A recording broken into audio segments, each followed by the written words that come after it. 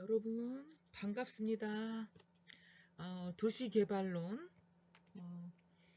첫 시간인데요.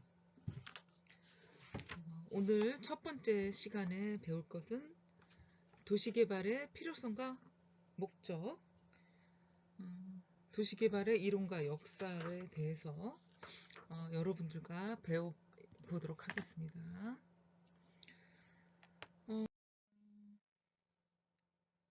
도시개발의 필요성, 그러니까 도시개발을 하는 이유가 있거든요. 도시개발을 하는 이유. 근데 이것을 단순하게 뭐 주택이 부족해서 뭐 일자리를 찾아서 다 맞는 말이긴 하죠. 근데 그렇게 되기까지의 어떤 대도시의 역사, 또 대도시의 인구가 집중했던 이유들, 인구가 집중하면서 여러 시설들이 부족하게 됐던 게 이제 도시 개발로 이어졌던 거죠. 그래서 대도시에 대한 인구가 산업화 이후에 집중하기 시작했고요.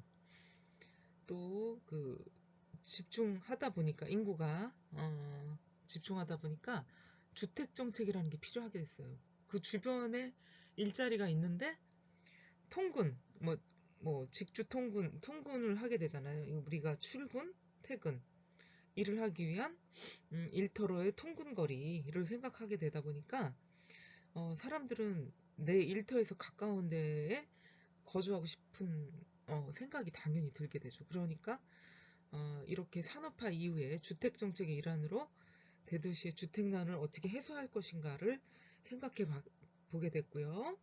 또 개발이 안 된 데나 저개발 이런 데를 개발해가지고 성장시키고자 하는 생각이 있었고,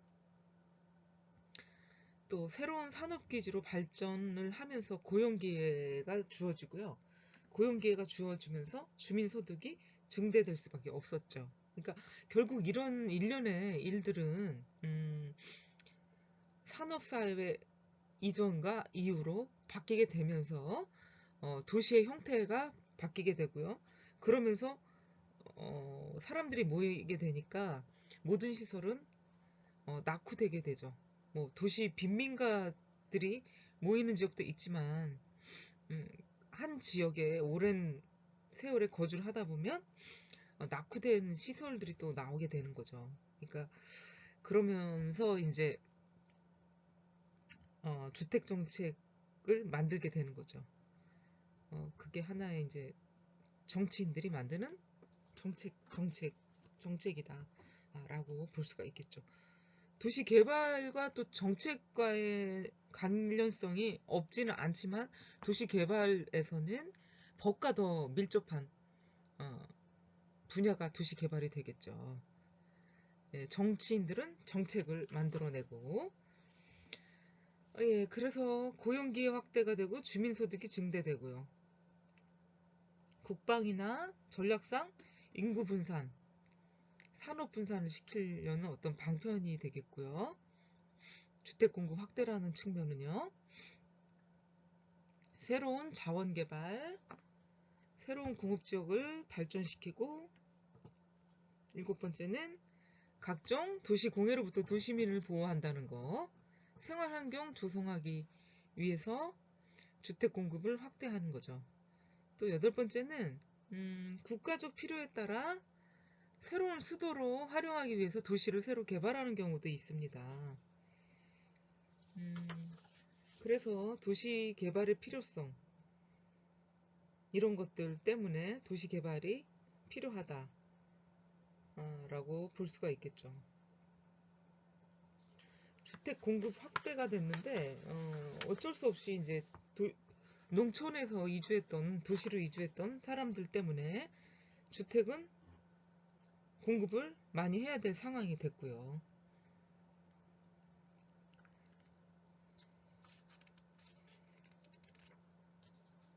또 소득이 향상되면서 삶의 질이 향상이 되죠. 다음 입지 선택의 변화를 한번 보도록 하겠습니다. 입지 선택의 변화. 입지 선택은 어느 위치에 땅을 선택하느냐의 문제인데, 초기 공업사에서는 이 공업이 발달하면서 도시 성장으로 연결이 됐고요. 도시 인구는 공장 취업자를 근간으로 지속적으로 증가를 하게 됐어요. 그 대부분의 도시 노동력은 생산성이 낮은 농업에 종사하던 농민들이었는데, 철도는 석탄, 철광석, 면화 등의 대량 화물 수송에 적합한 수송 수단이 됐었고요. 20세기 들어서는 전자나 자동차, 화학공업 등의 혁신기술 출현 때문에 고도 산업사회로의 발전이 됐죠. 그리고 이런 기술들은 사회 전반적으로 생산성을 높이는 효과가 커서 가계소득에 크게 증대를 했고요. 20세기 후반에는 컴퓨터, 유전공학, 첨단 산업 성장으로 새로운 정보화 시대로 진전이 되면서 최첨단 시대를 맞이하게 됐죠.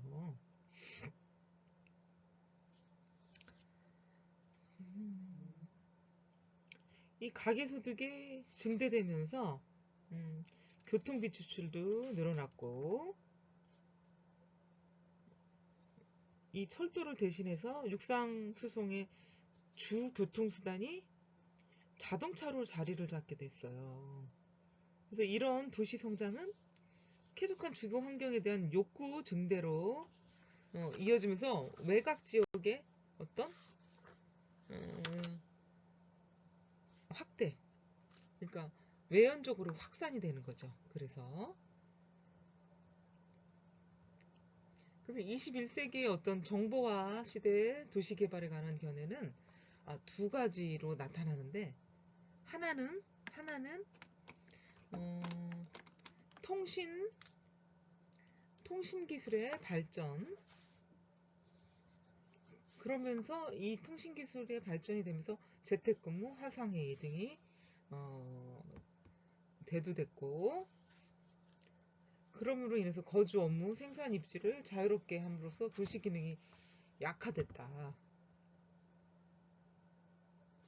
그리고 다른 하나는 인간성 회복을 위해서 도시 의존도가 더 높아져 도시 기능이 오히려 강화될 것이라는 전망이 상반되게 나오고 있습니다.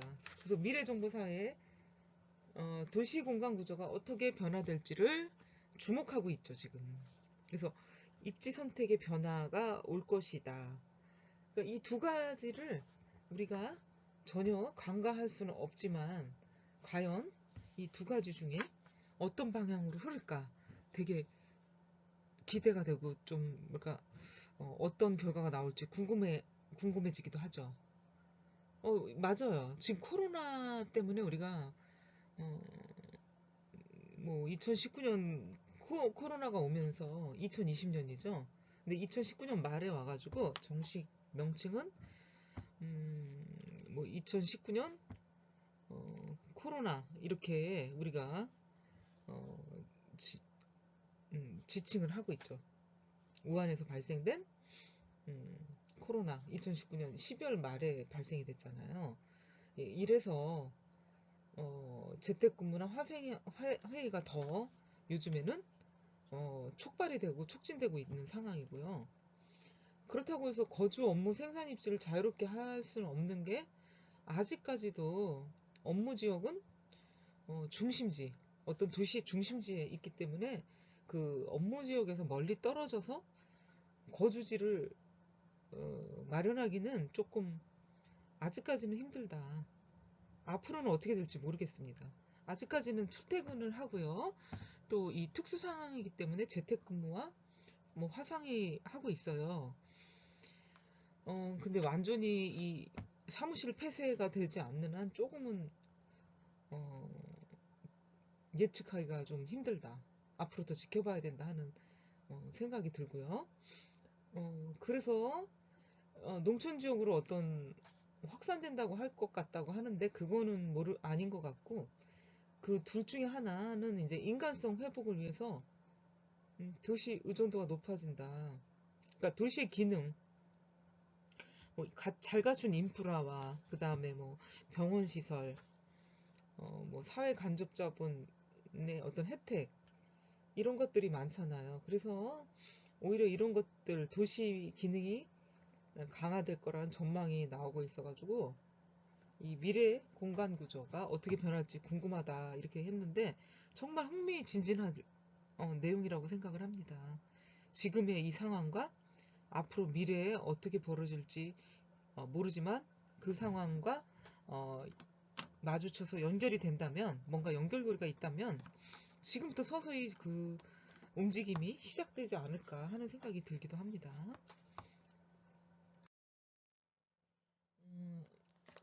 도시개발의 개념, 도시개발의 정의 및 대상을 보겠습니다.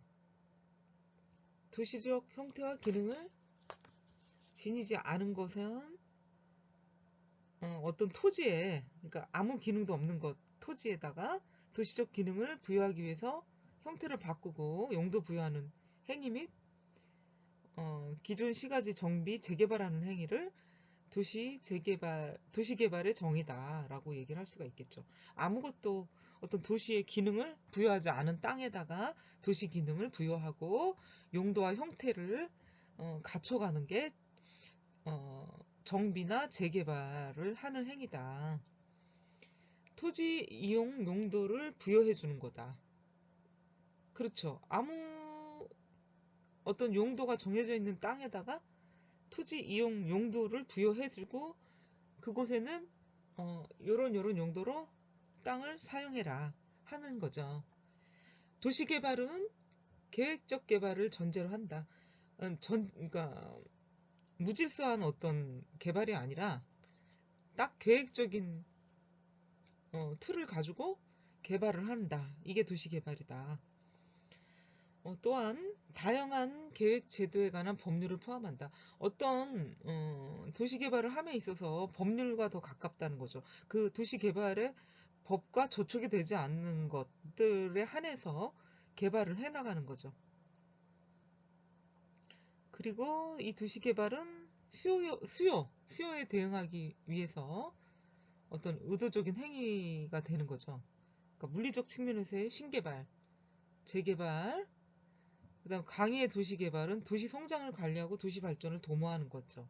그래서 이런 경제사회의 모든 것이 포함된 개발 행위의 총체를 도시개발의 정의다라고 볼 수가 있겠습니다.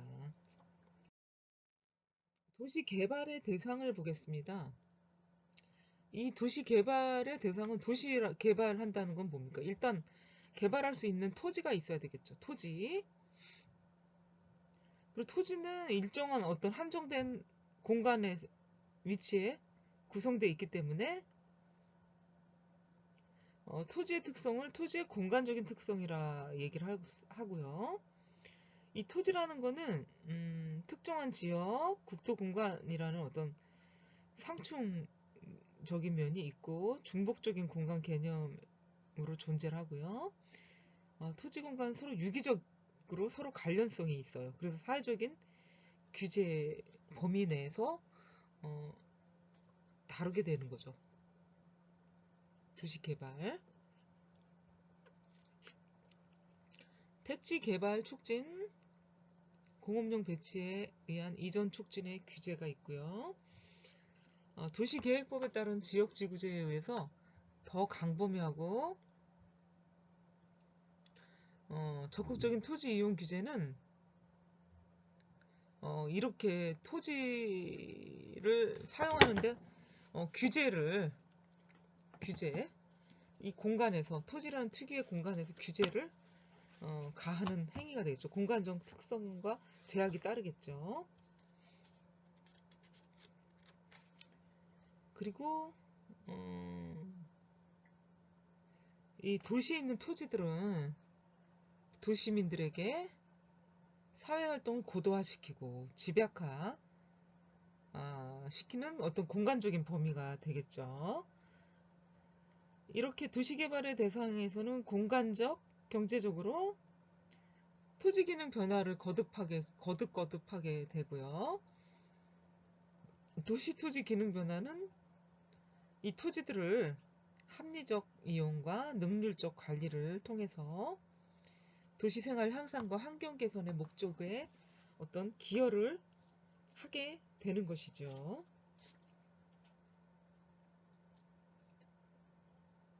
도시개발의 대상들이 이런 어떤 내용들을 담고 있는 겁니다.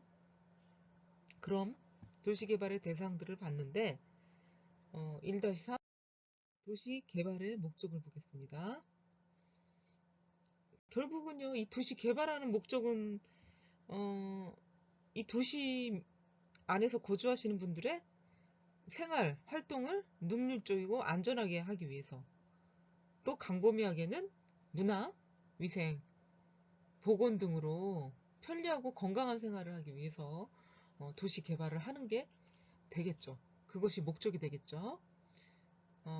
도시의 건전한 발전, 공공과 안녕 질서, 공공복리 증진에 기여하는 게 도시 개발의 목적이다. 크게 큰 틀에서 이렇게 볼 수가 있겠죠. 그래서 도시 개발은 쾌적성이 있어야 되고 안전성, 편리성이 있어야 돼요. 이 쾌적성은 어떤 생명력, 어떤 환경적인 사회적 구조에 많이 의존하기도 하지만 이 심리적인 반응에 영향을 미치는 미학적인 요소에도 의존하고 있다 하는 거죠. 미학적인 요소에도 의존하고 있다는 거. 그래서 이 쾌적성 녹지 확보, 도시 환경 조성, 도시경관 창출, 현대와 과거 도시 유산이 공존하는 도시환경 조성, 보기 좋은 도시경관 건축물 구축 등이 있어요. 이런 것들이 쾌적성과 관련이 있고 우리 심리적으로 안정감을 줄 수 있는 그런 내용들이 되겠죠. 그러면 이 도시에서 우리가 안전함이 확보되지 않으면 그것 또한 위험 요소들로부터 안전하지 않다 그러면 그것 또한 불안하죠. 그러니까 위험 요소들로부터 안전하게 지켜줘야 된다. 그러니까 어떤 질병들이 없어야 되겠고요. 신변에 대한 안전함이 있어야 되겠고, 이런 두려움이 없어져야 된다는 거죠. 그리고 이상적인 거주지는 물리적으로 안전한 환경이 돼야 되겠는데, 공기와 물, 식량의 오염, 독성이 존재한다. 이게 지금 바이러스 같은 존재가 되겠죠. 나인트 코비드, 조금 전에 얘기했던 2019년도 우한에서 발생된 코로나 바이러스죠. 질병 매개체 억제, 신체적 사고 감소, 뭐 이런 것들이 안전성과 연결이 된다고 볼 수가 있겠습니다. 편리성을 보겠습니다. 도시개발이 추구하는 그 편리성은 물리적 환경 요소, 그 다음에 거주자의 행동 패턴하고 밀접한 관련이 있죠. 그리고 도시 기능의 어떤 그 효율성의 문제가 직결이 되어 있다. 편리성은 도시 기능의 효율성. 기능이라는 거는 어떤 효율적이다. 효율적일 때 편리하고 효율적일 때 그 기능이 다 한다. 기능을 제대로 한다. 이렇게 볼 수가 있겠죠. 그러니까 편리라는 거는 기능적인 면을 얘기할 수가 있는 건데, 도시개발은 물리적 환경 요소의 구축 과정에서 편리성의 추구는 효율성과 밀접한 관련을 갖고 있다. 근데 이렇게 너무 물리적인 요소하고 효율적인 측면에 너무 치중하면 그 거주자들의 어떤 행동 패턴하고 심리적인 거를 소홀히 할 수가 있으니 거주자의 행동과 물리적 환경과 관계 속에서 그 효율이 결정이 돼야 된다는 거죠. 그러니까 사람 위주, 거주민 위주, 도시민 위주의 어떤 효율이 전제가 돼야 된다는 거죠. 편리성이라는 것도 무조건 물리적인 환경과 경제적인 효율만 따져면 인간의 어떤 존엄성이 사라진다. 그 실제 편리함을 느끼는 도시민들의 어떤 환경과 효율을 따지지 않으면 무의미하다는 거죠.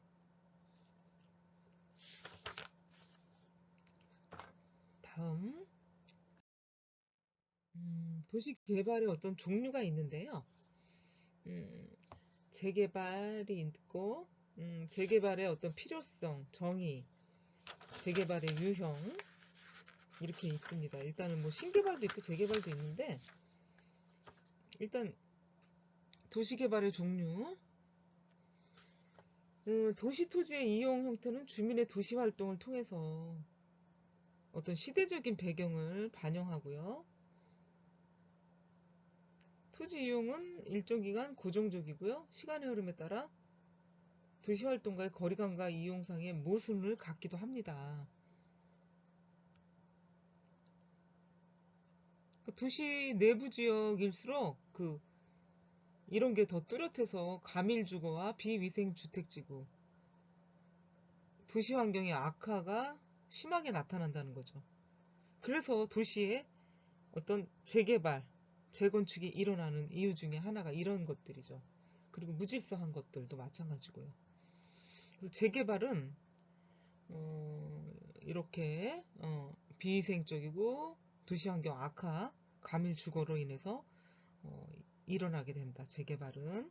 그래서 재개발의 정의는 대도시와 첨단과학의 기술 혁신, 생활 향상으로 도시민이 요구를 하는 거죠. 질적 향상을 위해서. 질적, 양적 문제에 직면하면서 그 노후화된 지역과 각종 건축물을 포함해서 공공시설의 확충, 경제적, 사회적 변화에 대해서 비합리적, 비경제적인 도시환경 개선 및 개발하는 행위가 재개발이 되겠습니다. 근데 단순하게 한 가지 사실만을 가지고 재개발의 의미를 따지기는 참 어렵지만요.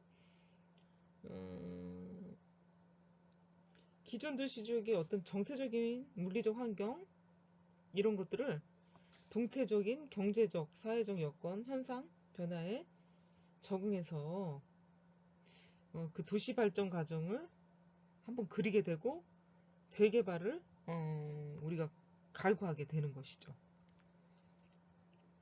그래서 첫 번째 재개발의 정의를 여러분들과 바꾸고 두 번째는 재개발의 필요성과 목적. 근데 앞에서도 얘기했듯이 재개발의 궁극적인 목표는 인간적 도시 환경의 창출에 있는 거잖아요. 인간이 더 편리하고 쾌적하고 안전하게 살 수 있는 도시를 계획하는 거.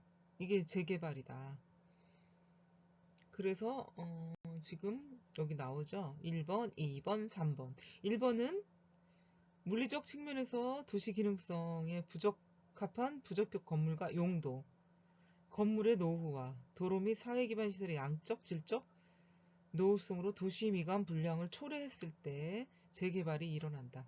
두 번째는 전반적인 경제 상황에 비추어 볼 때 그 지역의 어떤 경제 활동이나 토지 생산성과 효율성이 상대적으로 낮다 하고 생각하면은 재개발을 필요로 한다. 세 번째는 인구가 가밀하거나 생활환경 저하, 전염병이 돌고요. 범법 행위들이 높은 지역. 그 다음에 인구의 어떤 구성 집단이 특정 계층 집단으로 구성되어 있는 경우, 이거는 이제 균형적이지가 못하다. 균형된 지역 발전 및 도시 발전에 어떤 지장을 주니까 재개발이 대상이 된다. 이렇게 판단을 하고 있는 거죠. 그래서 재개발 필요성과 목적에서 이런 내용들을 볼 수가 있겠습니다.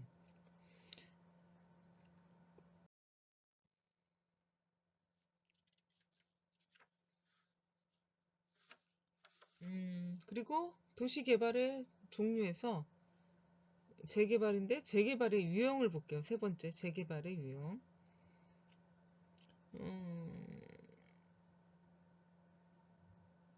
첫 번째는 공간적 범위에 의한 분류가 있는데, 개별 건축물 단위 재개발, 가구 단위 재개발이거든요. 블록 단위라고 하죠. 그 다음에 토지 이용에 의한 분류. 재개발 대상을 토지 이용 중심으로 분류하는 방식인데, 주거지 재개발, 상업 업무 재개발, 공공시설 정비 재개발. 이게 이제 토지 이용에 의한 분류, 재개발 대상의 공간적 범위에 의한 분류가 있고요. 세 번째는 재개발 방법에 의한 분류가 있습니다.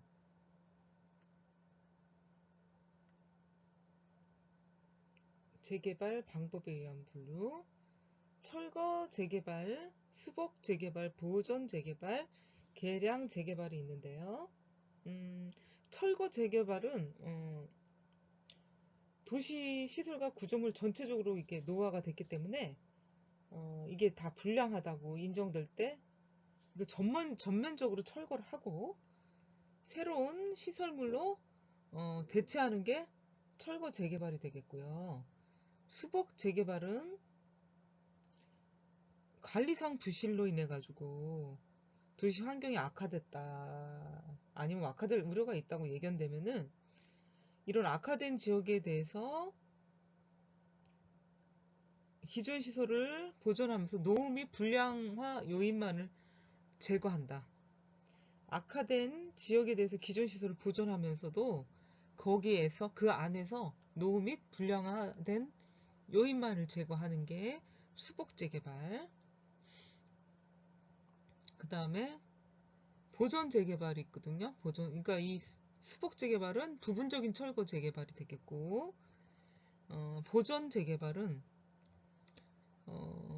이게 불량, 노후화 현상이 현재까지는 발생이 잘 안 됐지만 지금 이 상태로 계속 가다가는 환경 악화가 된다. 환경 악화가 예상된다 할 때는 예방적인 조치로 보존 재개발이 되겠습니다. 예방적인 조치로 보존 재개발. 그러니까 여기서는 보존한다는 거 뭐예요? 문화유산이나 또 문화적인 가치, 역사의 어떤 유물들을 그런 지역에서 행하는 게 주로 보존 재개발이 되겠죠. 보존 재개발. 개량 재개발을 보겠습니다. 이 낙후되고 노후된 그 도시 시설 지역의 시설을 낙후되고 노후된 지역의 도시 시설 지역의 시설, 도시 지역 시설의 시설을 보수 확장 또는 새로운 시설을 첨가하는 방법이 되겠습니다. 이것이 개량 재개발이 되겠습니다. 다음 신개발로 들어갈게요. 신개발. 비도시적 토지에 새로운 도시 구성의 기능을 부여한다. 비도시적이라는 게 뭐죠? 아직 도시 형성이 되지 않은 곳, 도시 형성이 되지 않은 곳에 새로운 땅에다가 신도시를 개발하는 게 이제 신개발이라고 할 수가 있겠죠. 근데 그 법이 정하는 한도 테두리 내에서 어떤 개발 주체가 도시계획 사업으로 시행하는 도시개발 사업의 한 유형이 되겠고요. 새로운 지역을 도시계획구역으로 정해서 개발 사업을 시행하는 것. 주로 뭐 1기, 2기, 3기 신도시가 되겠죠. 그것이 이제 신도시 사업, 신개발 사업이라고 하는데, 저는 솔직히 뭐 신도시가 지금은 필요 없다고 생각을 합니다. 모든 곳이 금방 이제 예전처럼 많이 발전이 됐고 인구가 많이 줄어든 상태에서 사람들이 필요한 곳에 집을 짓지 않고 신도시 개발만 한다면 나중에 또 거기는 유령도시가 됩니다. 당장 그 나라 세금으로 땅값 보상해줘야 되고 또 뭐 공공이 개입을 해서 이윤을 안 낼 수가 없는 겁니다. 공공기관도 이윤을 창출하기 위한 기업입니다. 그러니까 그 목적이 공공기업이 세워진 목적은 다릅니다. 사기업하고 반드시 다르고 어떤 사명과 소명의식이 있는 건 맞는데, 공공기업이나 뭐 공공기관이라 해도 월급을 줘야 되고, 뭔가 금전과 돈을 가지고 운영을 해야 되는 시스템이기 때문에 손해를 낸다 그러면 또 문제가 생기는 게 되기 때문에 손해를 내면서까지 신개발을 하려고 하질 않겠죠. 거기에 들어가는 어마어마한 비용들은 다 국민의 세금이 되겠고요. 또 그 국민의 세금으로 만들어진 신도시나 신개발지는 다시 또 국민들한테 분양을 하게 되죠.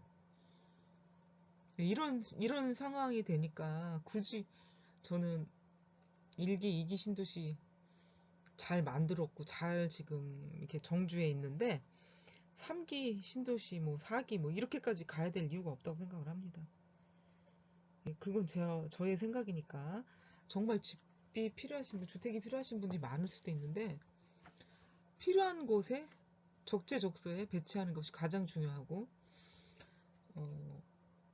실질적으로 인구가 줄어들기 때문에 도심 이외의 지역에서는 집이 남아도는 현상이 생긴다. 그러므로 주택 가격은 하락할 수밖에 없다. 이렇게 생각을 하죠. 그러니까 개발을 너무 무분별하게 많이 이렇게 당장의 어떤 눈앞에만 보고 한다는 거는 문제가 있다라고 생각을 합니다. 예, 그래서 신개발을 할 때는 기존의 도시가 아닌 도시가 없는 지역에 허벌판 땅만 있는 곳에 신도시를 만드는 거기 때문에 이것이 자리 잡으려면 최소한 10년이 돼요. 입주가 다 마치고 나서도 10년 정도는 지나야 자리를 잡기 때문에 뭐 여러 가지 뭐 어떤 도시 계획적인 측면이나 그 지역의 어떤 산업적인 측면이나 여러 가지가 이렇게 안정적이지가 못하고 10년 이상의 세월이 걸린다는 게 또 하나의 문제가 되겠죠. 예, 그래서 신개발, 신도시 개발, 그 신도시 개발의 어떤 정의하고 목적이 있는데 영국의 하워드가 전원도시 운동을 이제 시작하면서 이게 모체가 됐어요. 신도시 개발이라는 게. 이거는 이제 산업혁명하고 관련이 있는데 산업혁명과 더불어서 도시 문제를 해결하고 도시 질서, 환경 회복 이런 방안의 하나로서 이제 하워드가 전원도시 운동을 시작하게 된 거죠. 그래서 이 전원 운동, 도시 운동을 모체로 신도시 개발이 시작이 됐는데 여기에는 장점, 단점이 있어요. 그래서 장점 공유를 하고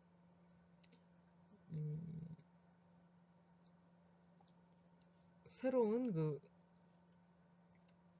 전원도시 운동의 모체를 가지면서 현대 신도시는 어떤 기존 도시 과밀과 이런 복잡한 환경을 탈피하면서 경제적인 자족적인 정주 단위의 도시 건설, 경제적으로 자족적인 정주 단위의 도시 건설이 목적이 되겠죠. 그래서 사회적으로 조화를 이루면서 지역 공동체 건설을 목표로 하는 게 이제 신도시 개발이고 이게 하워드의 전원도시 운동에서 모체가 됐다 하는 거죠.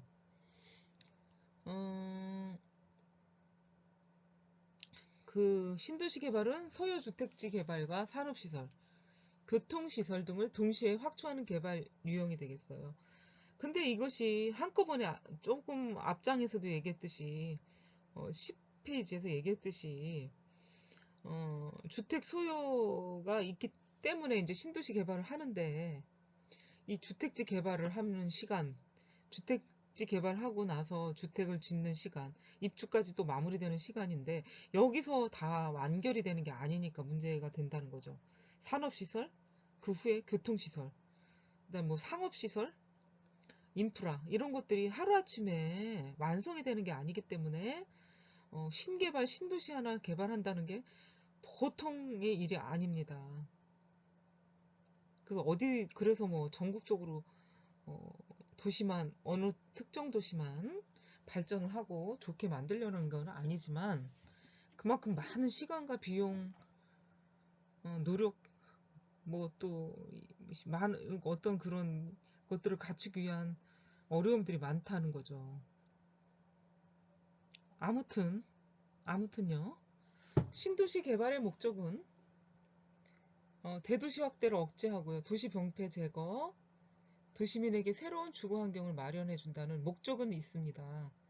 이 목적이 제대로 쓰여져야 되는데, 뭐 건물 하나, 아파트 하나 지어질 때마다 가슴 철렁철렁 하지 않습니까? 예, 그런 거를 한번 보이지 않는 어, 모습들도 생각해 볼 필요가 있다는 거죠.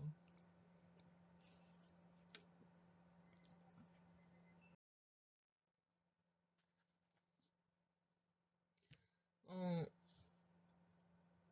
신도시 개발에서 두 번째 신도시 유형을 보겠습니다. 신도시 유형은 그 관점에 따라서 다양하게 분류를 해볼 수가 있는데요.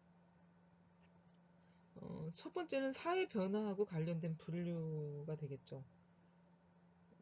둘째는 경제적 기반을 기초로 한 분류가 있고요.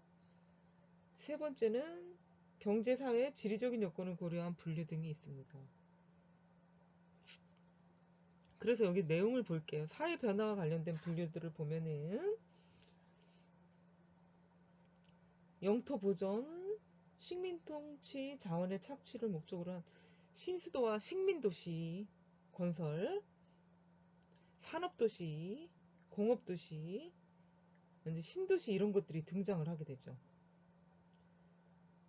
그래서 산업사회에서 탈산업사회로 변화가 되면서 대도시의 감일 완화 또는 거주성의 향상, 이걸 목적으로 신도시 또는 위성도시가 건설이 됐어요. 그러니까 사회 변화를 잘 면밀히 관찰해 볼 필요가 있겠죠.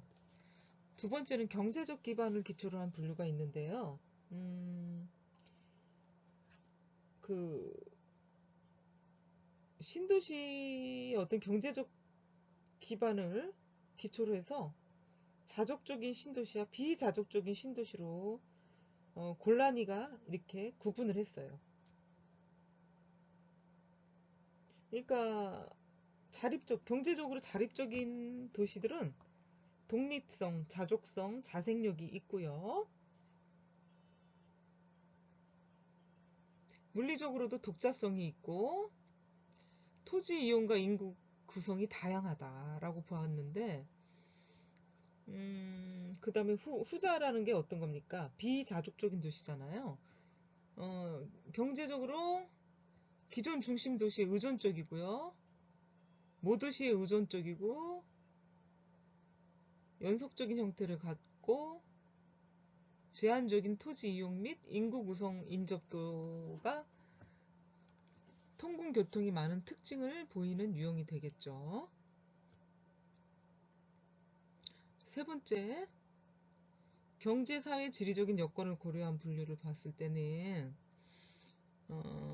신도시를 경제, 사회, 지리적인 여건을 감안해서 다양한 경제 기반을 갖추고 그 지역 내에서 경제 활동을 하는 통합적이고 자족적인 신도시다. 두 번째는 전적으로 모도시에 의존하는 위성적인 신도시가 되겠고요. 세 번째는 한 가지 주력 산업이 도시 경제 기반의 중심이 되는 자족적인 신도시. 네 번째는 대도시 주변의 기존 도시를 확장해서 개발하는 확장도시. 그리고 대도시 주변에 대단위로 개발되는 대규모 주택도시. 대도시 재개발 대상 지역에 대규모의 재개발 사업을 통해서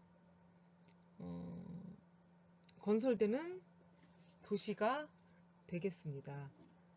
이렇게 분류를 할 수가 있겠죠. 세 번째가 신도시 개발의 특성 및 방향을 보겠습니다. 신도시 개발의 특성 및 방향. 신도시 개발의 특성 및 방향에서는 그 개별 도시적인 시각과 문제점을 탈피해가지고 신도시적인 차원에서 어떤 그런 방향과 시각 설정을 해볼 필요가 있겠죠. 도시 건설은 장기적인 안목에서 계획되고 추진이 돼야 됩니다. 도시에서 환경주의를 실현해야 한다고는 그 시대적 과제 구체화, 지속 가능성을 의미하죠. 지속 가능. 그러니까 요즘 제가 앞에서 얘기했듯이 또 EU에서 정한 어떤 지구촌의 룰이 있어요. 룰이 환경에 대한 실천. 그거를 실천하지 못했을 때는 기업에도 페널티를 준다고 했었잖아요.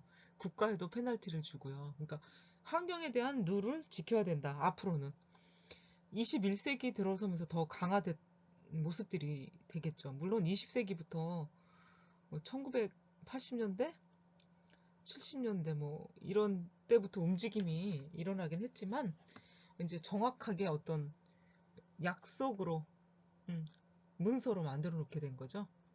유럽연합에서 지속적인 환경 개선을 실천해야 된다는 거죠. 압축도시, 친환경 도시들을 만들어 가야 된다. 앞으로는 압축도시, 친환경 도시.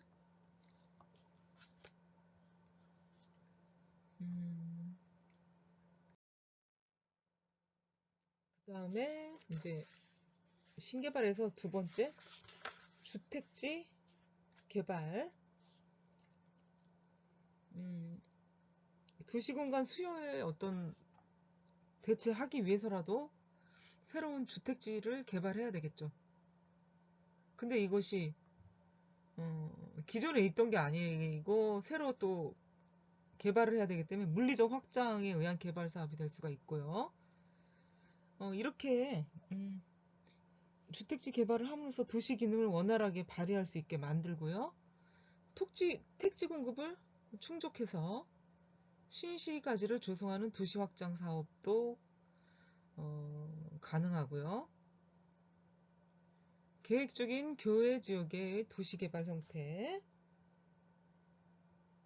교외죠. 외. 교회가 아니고 교외 지역입니다.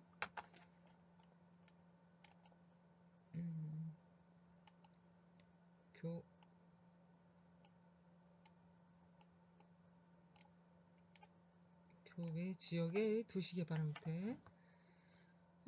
중심 도시에 의존하고 있는 것이 특징이다 라고 볼 수가 있겠습니다. 그래서 신개발에서 이번 주택지 개발까지 신개발에서 재개발과 주택지 개발까지 이제 마쳤고요. 다음은 도시개발의 효용성과 형평성에 대해서 여러분과 보면은요. 효용성 경제의 원리에서 이제 나오는 거죠. 최소의 투입으로 최대 효과를 우리가 맛볼 수 있는 게 효용성이라고 얘기를 해요. 근데 이제 너무 효용성만 가지고 판단을 하고 생각을 하다 보면 형평성에 또 문제가 생길 수가 있거든요.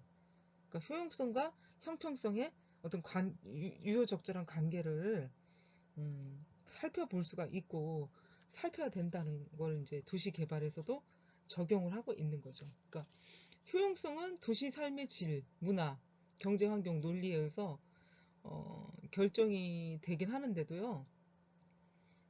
이런 것들이 어떤 가치 인식이 결여된 채 시장 수요에만 전전긍긍하다 보면은 도시민의 삶에 어떤 긍정적인 역할을 주지 못한다는 거죠. 네, 그래서 이제 경제, 정치, 사회, 문화적인 효용을 전체의 도시민의 진정한 이익이 어떤 건지라는 것을 한번 생각을 해보고 다각적으로 검토를 해야 된다는 게 효용성의 문제고요. 형평성은 어떤 계층 간의 혼합에 의한 균형이 잘 잡혀져 있어야 되는데 그렇지 못할 때 어떤 문제가 생긴다. 자본주의라는 거는 어떻게 보면 지불 능력이라는 그걸 가지고선 점유를 하잖아요. 어떤 토지의 어떤 이용이나 권리를. 근데 이런 것 때문에 생활 공간의 어떤 차별화와 불평등이 심화될 수 있다는 거죠. 그러니까 자본주의 논리가 차별화와 불평등을 가져올 수는 있죠. 그래서 그걸로 인한 사회적 긴장감을 고조시킬 수 있다는 건데, 그래서 이런 계층 간의 불평등을 해소할 수 있는 게 어, 형평성의 문제가 되겠죠.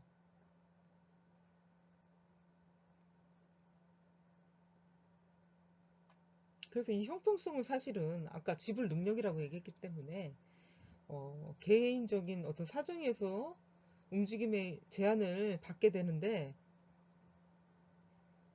이 제한받지 않도록 좀 노력을 해야 되는 거고요. 개개인도 또한 소송, 커뮤니케이션을 위해서 어느 정도 공적인 보조도 수행하는 것도 필요하다. 공적인 보조.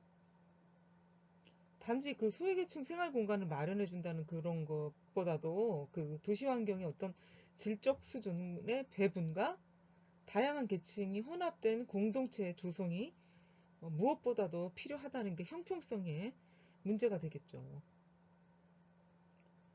그래서 아까 서두에 얘기했던 것처럼 효용성과 형평성은 이런 내용들인데 효용성만 너무 강조하면은 어떤 인간의 질적인 문제가 생기게 되겠고 형평성은 공동체적인 조성이 필요하다는 거잖아요. 그래서 이런 자원의 효율적 이용이 거의 모든 의사결정의 패러다임이 되어 왔는데 사회적 효율성을 어, 소홀히 취급했는데 그러지 않아야 되고 모든 사람이 욕구 충족을 최대한 할 수 있게끔 효용성과 형평성을 논의해 볼 필요가 있다는 거죠. 이 서로 모순된 관계인데 뭐가 절대 가치가 있는 평가라는 건지는 잘 모르겠지만 하여간 효용성과 형평성과의 관계를 잘 생각해서 음, 문제를 해결해 나갈 필요가 있다는 거죠. 뭐 변수들이야 항상 어디서 툭 튀어나올지 모르지만 그 변수들을 감안한다 해도 항상 이런 문제를 음, 다뤄볼 필요가 있다는 것이죠. 그 다음에 새롭게 제기되고 있는 도시개발의 방향인데요. 어, 가장 여기 새롭게 제기되는 도시개발의 방향에서는 화두가 지속 가능한 도시 개발입니다. 그러니까 양적 추구에서 질적 추구로 변했고요. 문제 해결형에서 구조 개편형으로, 생산 기반 중시에서 어떤 생활 환경 중시로 바뀌었고요. 계속 재창조 가능한 지속 가능한 도시 개발이 필요하고, 이 지속 가능한 개발은요, 환경 보호, 미래를 위한 배려, 우리 후손들에 대한 배려도 되겠죠. 삶의 질, 공평성, 이런 것들을 통합해 볼 필요가 있다는 거죠. 환경의 가치, 미래 지향성, 형평성으로의 어떤 집약을 들 수가 있습니다. 두 번째, 지속 가능한 도시가 추구하는 목표가 있는데요. 효율성, 기능성, 건강성, 문화적인 도시 생활의 영위가 필요하고요. 환경 부하의 저감, 인간 자연의 공생이 가능한 질 높은 도시 환경 형성을 목표로 한다 이거죠. 앞으로는 이제 환경이 미래다라는 우리 뭐 광고 카피도 있고 TV 프로도 있고 지구촌의 어떤 캐치플레이가 될 수도 있고요. 환경이 미래다. 지구의 환경이 무너지면 다 무너진다고 볼 수 있겠죠. 그래서 환경 부하의 저감, 자연과 공생, 어메니티, 창출, 그래서 도시구조 및 토지 이용의 실현이 되겠고요. 녹지, 공간을 많이 조성해야 되겠다. 환경 친화적인 교통 및 물류 체계 정비를 해야 되고요. 쾌적한 도시 공간 정비와 확보, 도시 경관의 개선 및 보전, 역사, 문화 환경의 확충이 필요합니다. 세 번째는 지속 가능한 도시 개발에 관한 동향이죠. 도시 환경 쾌적하게 해야 되고요. 이 오염 주범을 몰아내는 거. 직주 근접 도시 개발을 해야 되고, 저공해 자동차 개발, 규제, 오염 방지책 모색. 그 다음에 지속 가능한 도시 개발을 위한 기술적, 물리적, 제도적 실행 방안을 모색하는 라이트 그린 어프로치가 이제 필요하다. 이렇게 볼 수가 있겠습니다. 마지막으로 지속 가능한 도시에서 압축 도시와 환경 친화 도시가 있어요. 이 압축 도시는 국토, 지역 공간을 구조하는데 이 바람직한 방향이 있죠. 분산적 집중 이런 게 있는데요. 고차원적인 구상 기능들은 대도시나 대도시의 도심부로 집중하고요. 실행 기능들은 지방이나 대도시권의 교외로 분산하는 추세를 담아낼 수가 있다. 어느 정도. 그래서 압축 도시, 환경 친화 도시, 환경주의죠. 이건 하나의. 도시 모형은 앞으로는 환경 친화 도시가 돼야 되겠다. 도시를 하나의 생태계로 파악을 하고 도시 내의 어떤 순환 체계를 강조하는 도시 구조가 돼야겠다. 자연 친화적이고 생태계 공원 녹지를 추구해야 되고 어떤 주민들의 참여가 중요하다 이거죠. 그리고 마지막으로 향후 도시개발 방향은요. 우리 화두 이게 마지막 결론이에요. 결국은 환경, 양호한 도시 환경을 유지하고요. 조성하기 위해서 뭐가 요구되어지느냐. 시대에 따라, 국가에 따라, 사람에 따라 다양하기도 하고요. 그 해답은 유일하지 않지만 각종 계획과 개발 정책을 고려하는 것은 매우 의미가 있다고 볼 수가 있습니다. 그래서 이런 계획, 개발, 정책, 그 다음에 뭐 정책 등 정치인들이 내세우는 공약이나 정책은 매우 중요하다고 볼 수가 있어요. 예, 그래서 오늘의 그 마지막 부분 향후 도시개발 방향 이것이 이제 우리 오늘 배운 내용의 총합체라고 볼 수가 있겠습니다. 여러분 오늘 수업 듣느라고 이제 수고하셨고요. 좀 더 재미있고 알찬 수업이 되도록 서로 노력을 해 나가도록 해요. 여러분 다음 주에 만나도록 해요. 여러분 안녕.